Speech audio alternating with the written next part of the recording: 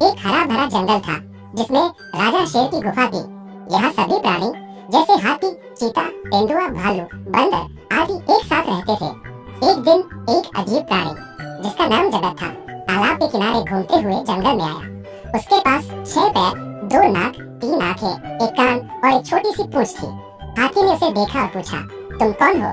जगत ने कहा, मेरा नाम जगत है, मैं पास के जंगल में रहता हूँ और आज आपके जंगल में घूमने आया हूँ।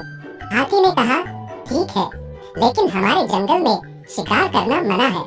जगत ने देखा कि इस जंगल के प्राणी एकजुट होकर रहते हैं, जो उसने पहले कभी नहीं देखा था। कहीं बंदर ऊंट की पीठ पर बैठकर घूम रहे थे, तो कहीं खरगोश और लोमड़ी क्रिकेट खेल रहे थे।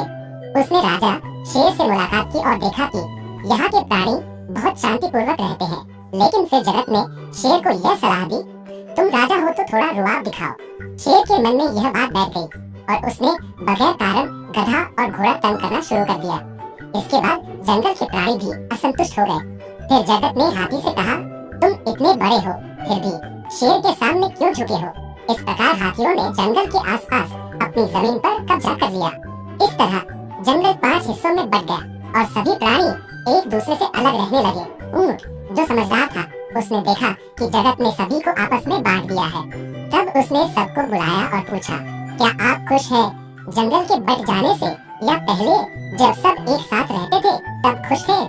ऊंट ने कहा, एक विदेशी प्राणी ने आकर हमें एक दूसरे से लड़ाया और बंटवारा किया। अब अगर हम एकजुट होकर रहें तो हमारा जंगल फिर से स्वर्ग जैसा बन सकता है। सभी ने ऊंट की बात मानी और एकजुट रहने का वचन लिया। अब वे सब शांति से रहने लगे और जंगल फिर से हरा भरा और शांतिपूर्ण हो गया।